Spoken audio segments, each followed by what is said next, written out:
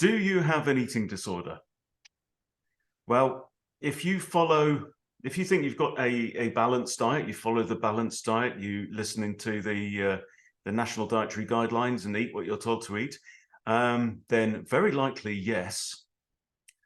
Another way of looking at it is, do you feel compelled to eat 3 meals a day, then snack between meals and possibly graze between snacks?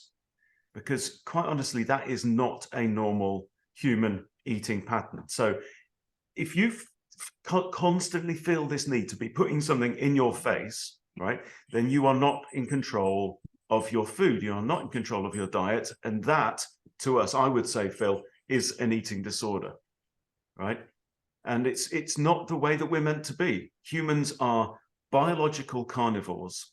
And we know this for lots of, apart from the acidic stomach and all the enzymes we make and the tiny cecum and all that kind of stuff, we have lots and lots of fat cells in our body. We have billions of fat cells in our body. And the reason why we've got lots of fat cells and they're small fat cells is because we are designed to use them constantly. We are designed to store fat in those cells and then to use that fat between kills.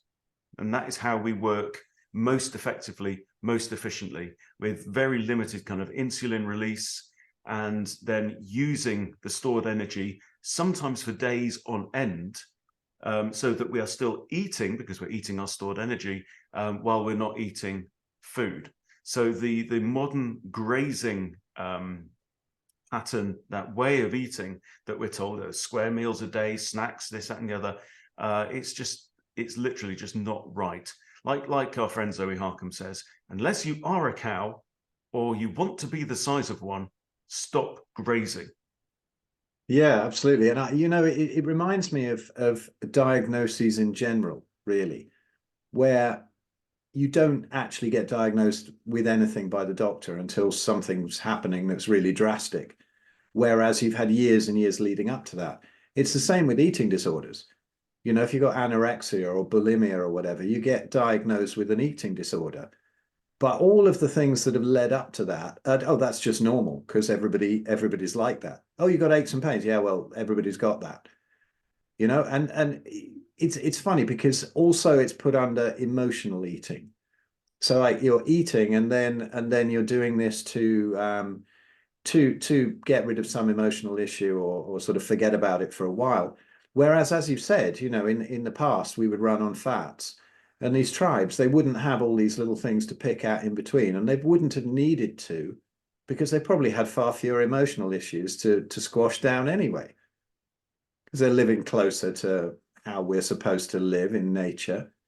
And they don't have to, you know, have a packet of Cheetos or something or a pizza, you know, just to squash down the fact that they're worried about the mortgage on their hut. You know, and so all of these things add up to this ridiculous thing where, you know, as soon as you sit down and somebody watches Netflix or something, they've got to have something to put in their mouth while they're watching it. It's really strange. So absolutely, yeah. I mean, as we've mentioned before, the corporations, particularly, well, all they do is they have a obligation to their shareholders, so they've got to make loads of money. They've got to make the food addictive. And that combination of carbohydrates and fats is what screws up everything. It screws up your leptin sensitivity, everything. And that's what they want. They want that, absolutely. It's bad enough if you have something natural, like, you know, a bowl of cream and honey or a potato with butter in it. That's a natural things combined. But now we have grains and seed oils combined. So you've got the worst oil, the worst fat, the worst carbohydrate, and that's where the addiction comes from. And even the further you go into carnivore, you still have that memory. You know, I like they say, once an addict, always an addict. Some people will argue with that, but it is still there. I mean, the memory fades a bit so that you don't feel the need to, but I do. I still have it. I'll sit down, watch a film, go, oh, what shall I eat? Oh, actually, I don't need anything, do I? But it's there, but there's nothing you can really stuff into your face. You know, oh, what shall I do? I'll have another steak. That doesn't really work because I'm not hungry anymore because I've eaten a steak. So But like you the say, that, memory whiz is still there, but you don't have to go with it. but that biological trigger to be able to eat the combination of carbs and fats together is very, very natural, and that's never going to go away. It's literally built in to what we are, because there are very, very few things in nature. Every potential foodstuff in nature has either got protein and carbs, because everything's got, even lettuce has got protein in it, or it's got protein and fat. There are very, very few things that nature makes that have protein and fat and carbs, and they are breast milk, the milk of mammals, which have the sugars in, the lactose, galactose stuff, and obviously a high amount of fat. And you also find it in nuts and seeds and things like avocados. That's it. That's the only place. And all of these things, they're all involved in reproduction, and they are all designed so that whoever is going to be consuming those things just keeps doing that and filling their face, right? A mother mammal wants her offspring to get as much milk into it as possible, right? They don't want to go, well, you know, I've had a little bit, that's fine, I'll be fine till tomorrow now. No, because the infant has to get those nutrients in as quickly as possible, get the fats in, get everything in, get the vitamins, so that it can build a strong body and become viable and survive.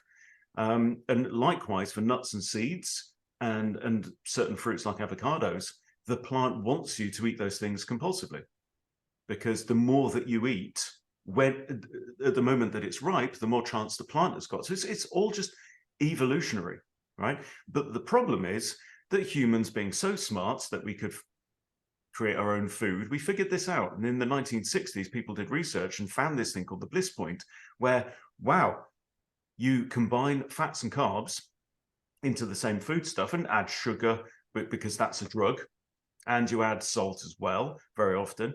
And then we come up with things like, well, everything that you can think of, where you could say, I could eat one of those. I mean, Pringles is a great example.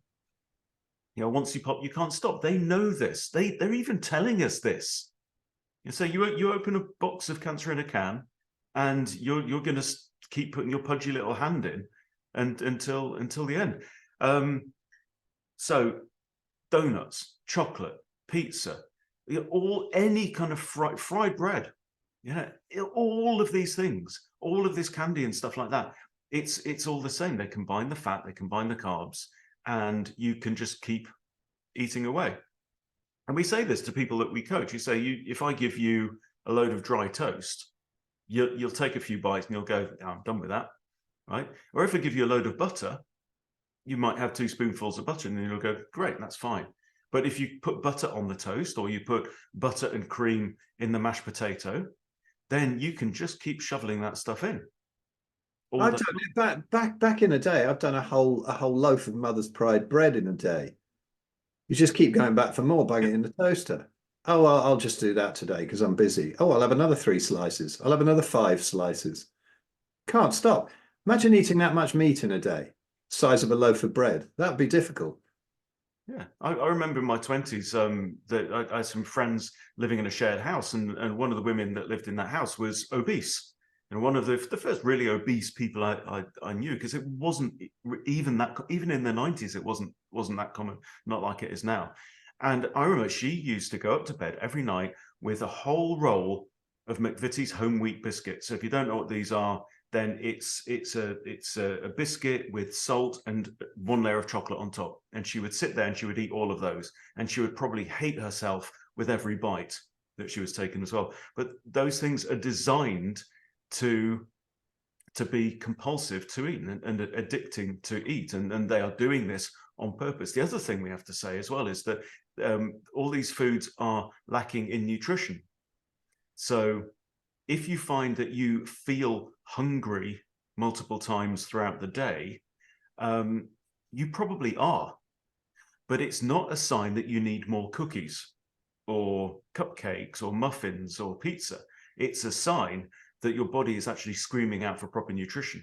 And what we find time and time again is that once people get adapted to fat and adapted to getting their nutrition from fatty meat, you eat enough, and then you go, I just don't want any more of that. My dogs love it. They think it's great. Because, you know, Sally and I will sit there, we'll have a steak, and then we'll go, I'm done. Are you done? Right, we'll chop it up, and the dogs get the rest. You just simply don't want any more. And that is the human eating pattern. That's exactly how we're meant to be. So how do you know if that's you? And another thing I think as well is that if you feel like, oh, I'm a bit tired, I need something sugary, and there's so many people that we know that have to have their sugary coffee, or they go out and have a Red Bull, or some other brands of energy drink are available. You know, I need to do this in the morning. That's what I do every day. That is how I get going. Right? But we're not meant to be that way. That is not your best self. You should not be turning to a drug dealer, which is essentially what this fake food sector is, to get your energy. We should, you know this deep down. You know that you should be making your own energy, and also when you feel tired, that is a reminder that you need some rest. So go and shut your eyes. It's not a reminder that you've got a Red Bull deficiency in your body. Yeah, absolutely. So if you recognize these symptoms of constantly feeling like you need to eat, and by the way, nobody ever died of hunger, right? Hunger isn't that bad a thing, right? But carb hunger, hangry hunger, that is a very different thing. It affects you emotionally.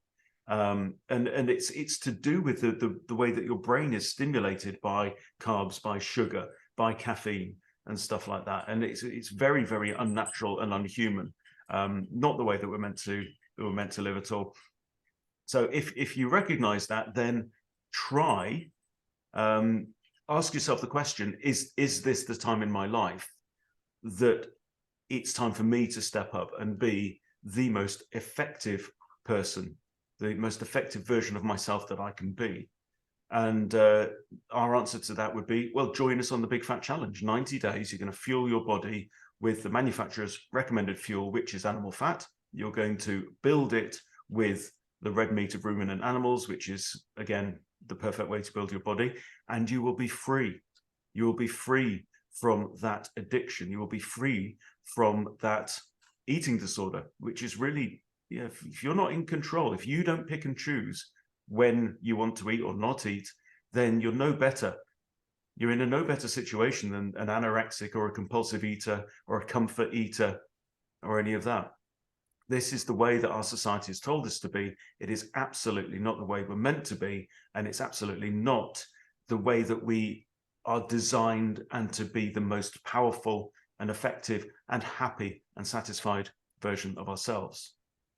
Yeah, and you know, we see a lot of people on the challenge struggling with this.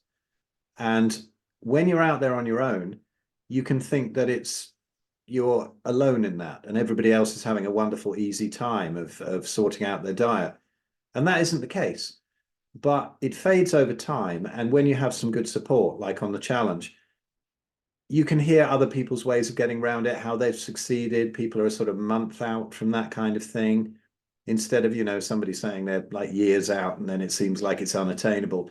So, you know, come along and get the support that's needed in that. We have loads of ways around it, you know, loads of tricks to help you with that, even sort of EFT and remodeling your perception of this, which is a very helpful way to get over the addiction phase. And yeah, hopefully see you there. Yeah, so go to thebigfatchallenge.com, sign up. It costs less than a normal, ordinary gym membership, which you won't need after you sign up anyway, because your body will go to its natural form, you know, good shape, that you look in the mirror and you go, yeah, I like that, I'm doing it. Phil, would you say that there's also, I mean, we're going back a little while from when you can remember this, but some people might already be feeling like, oh, I don't know if I could give up my sweet things. I don't know if I could give up my snacks, my little treats and stuff like that. What would you say to someone who's sitting there thinking, is it worth it? Well, it's definitely worth it. I mean, it's only probably about 30 days or so, sometimes even less, until those kind of things ease up.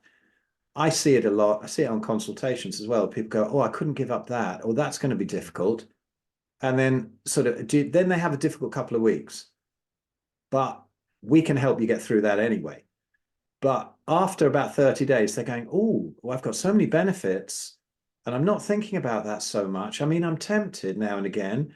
And then on about the 90-day mark, you see people saying, I'm not thinking about that stuff anymore. I don't know how I ever did. So, you can go on thinking I could never give that up and feeling guilty every time you have a bite out of it and feeling wretched and whatever. Or you can have maybe a difficult couple of weeks that we can make easier. And then 30 days, loads of benefits where you're thinking, yeah, I can do this. Actually, it's not so bad. And then 90 days, I mean, that's not much, right? That's 3 months. And then you could be free of it for life. And the freedom from it is liberating. It is. It frees you up to do so many other things when you're not going between petrol stations and vending machines, just to make it through the day. Yeah. And of course, you'll save way more than you'll spend on the Big Fat Challenge. Oh, totally. Absolutely. Yeah. So don't think of it as I'm giving stuff up. Think of it as I'm stepping up. You need a why. And the community, having the community around you and having the support of a group and us to coach you helps that immeasurably. You are stepping up to a better, not necessarily bigger, but a better version of yourself where you are in control of your life, not the sugar demons. So come along to thebigfatchallenge.com, sign up, give it a try. We've even got 30-day money-back guarantee if you decide this is not for you. So let this be the time, let this be the day, step up, do it. We'll see you on the other side.